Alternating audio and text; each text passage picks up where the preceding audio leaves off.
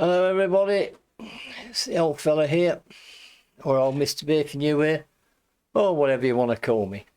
I don't mind. Got a problem with that. As you can see behind me, it's Sabaton.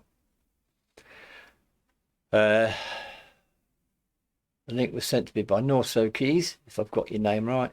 I apologise if I haven't, because my pronunciation's totally rubbish. And so there you go. I'm a funny colour today, but I don't care. Yeah, there's the guys, look. Yep, there they are. Right. No Bullets Fly.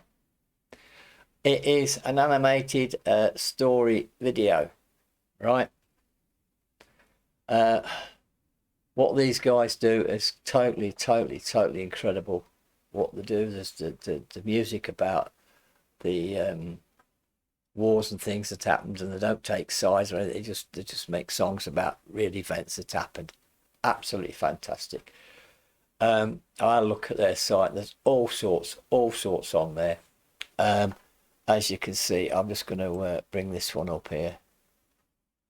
There we go. There we are. Yeah, and yeah, we're at the start. Right. So I don't know what it's about, so I'm not going to go TikTok. Let's just do it, shall we? Looking forward to this. It's December the 20th, 1943, and in the freezing air high above Germany, 2nd Lieutenant Charles Charlie Brown is at the controls of his B-17F, ye old pub. At 11:30, approaching the target of the Focke-Wulf plant near Bremen, the pub is rocked as 4 explosions go off right in front of the B-17. A cry comes across the intercom. We're hit! In the plexiglass nose, a huge hole had been made and icy cold wind was being blown inside, making freezing conditions for the crew. Engine 2 had been hit, and co-pilot Spencer Pinky Luke let out an expletive as he noticed a huge hole in the right wing. Releasing their bombs over the factory, the crew turned to the north, planning to head over the coast, then turn west for home. With one engine out and engine 4 now faulty, the pub started to fall back from the formation with another damaged plane. Sam Blackie Blackford in the bull turret watched as it disappeared into a cloud bank. There was an orange flash in the cloud. Bandits, Eckie shouted as 5 BF-109s streaked from the cloud bank. Then another cry. Bandits, as 8 FW-190s were spotted in formation ahead of the pub.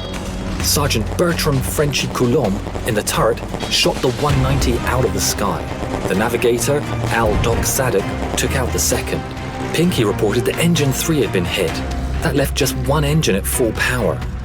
The BF-109s attacked the pub from behind, swarming all over. But due to the cold wind running through the pub, most of the guns were frozen. In a turn now, the pub was repeatedly hit, taking extreme damage and killing the tail gunner.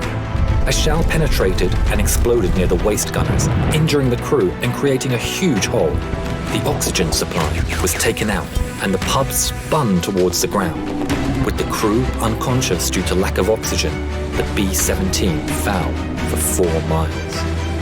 Charlie started to come around and grabbed the controls, pulling back as the plane continued to fall. 5,000 feet, 4,000 feet, 3,000 feet. Just moments from hitting the earth, the plane pulled up, almost scraping the trees as it did.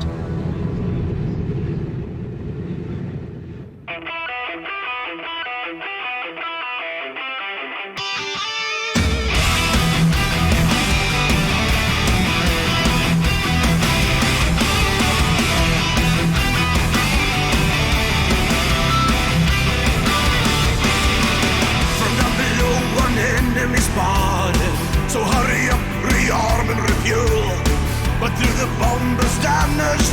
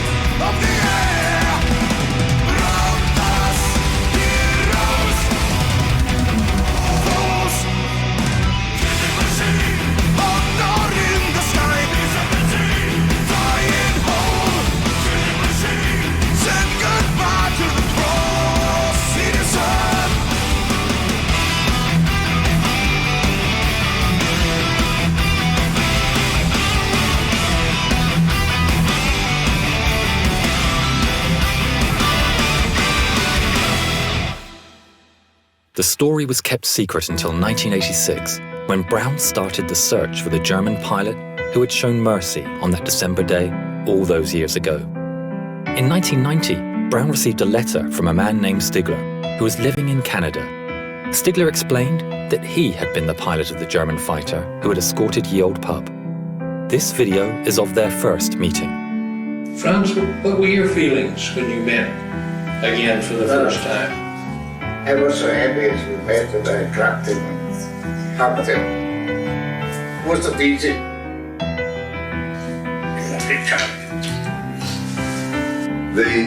The fact that he risked his life really in many ways, and I wrote him in a letter, I said, if you made a habit of feeling sorry for bomber crews, flag up alongside them, I am sure that you were shot down many times, but it was not only the audacity that he came up to us and then recognizing the threat. If someone had seen him and reported him, it could have been a death sentence. Franz gifted Charlie a book, and inside the inscription read, "In 1940, I lost my only brother as a night fighter. On the 20th of December, 4 days before Christmas, I had the chance to save a B-17 from her destruction. A plane so badly damaged, it was a wonder that she was still flying. The pilot, Charlie Brown, is for me as precious as my brother was. Thanks, Charlie. Your brother Franz." In 2008, within a few months of each other, the two firm friends went on their final journey. Franz Stigler never got the Knight's Cross, but as he always said, he got something better.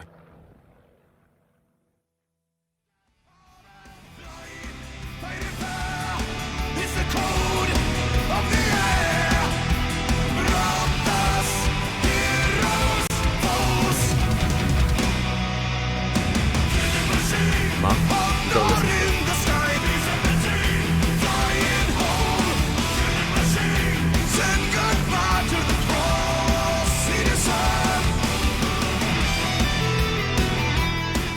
Hi, my name is Jovita Tan Stigler.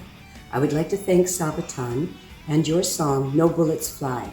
Because of this, the story of my father will live on. See you on your next concert tour. Safe journey, gentlemen, and again, thank you.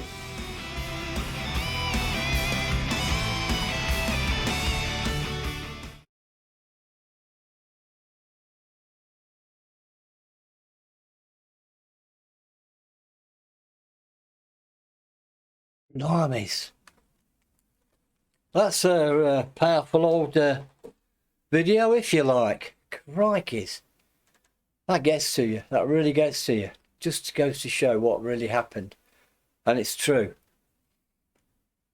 Fantastic. Absolutely fantastic. These guys are absolutely fantastic for what they're doing. Yeah, they've just told a story there. Put the music in. And everything else. The music's fantastic as well. But what a powerful video that is. What a powerful, so well put together as well. Fantastic, absolutely fantastic. That is so nice to see. Yeah, it's like this, right? Okay, I was born 8 years after the war, right? 53, and I used to fly radio-controlled aeroplanes. And there's one guy there had got a Messerschmitt 109. Got talking to him. He used to be a German Messerschmitt 109 pilot during the war. And I got talking to him about all sorts of things. He never used to talk about it, but it was fascinating to hear what he'd got to say about it. He said he just loved flying, and that's what he liked to do. But obviously, you know, you've got to go up there and you've got to shoot at each other. But up in the sky was a different kind of respect for each other, that was for sure. Like he said, he got shot down twice and shot 8 down himself. And he said that the last time he got shot down by a hurricane. And he says, because you see what they used to do then, they'd circle to make sure that the parachute had opened and the guy was okay. That's what they did. Certain ones used to shoot them on the parachute, but I'm not going to mention that, what country did that or anything. Anyway, And he said this pilot got the biggest grin on his face. Because I asked him about that. I says to him, John, I says, is this true that, you know, when somebody bailed out from a shot down plane, you shoot the pilot on the parachute? He goes, no, never. He says, we never did that. He told me who did it, which country, but I'm not going to even say that. But there again, I learned so much from him, from hearing from his side of the story. It was fascinating, because he got captured and then he got took to Canada as an interpreter, and then he came over to England, and of course he's German, so he set up his own engineering company. And what a lovely man, what a lovely man he was, a lovely person. And this is what I mean, at the end of the day, we're all people, and it's not us that start the wars, we just have to fight them, and it's not good. But thank you Sabaton for doing this. Absolutely fantastic. It's great what you're doing, it really is great. And I'm rabbiting on too much, but anyway, thank you. And thank you everybody for all your comments and everything. Fantastic, you're lovely people out there. Thank you. And please, we have another war around us, but this is a virus, it's different, we can't see it. So please, be safe. Please stay safe. And this old fella will be back. Bye for now.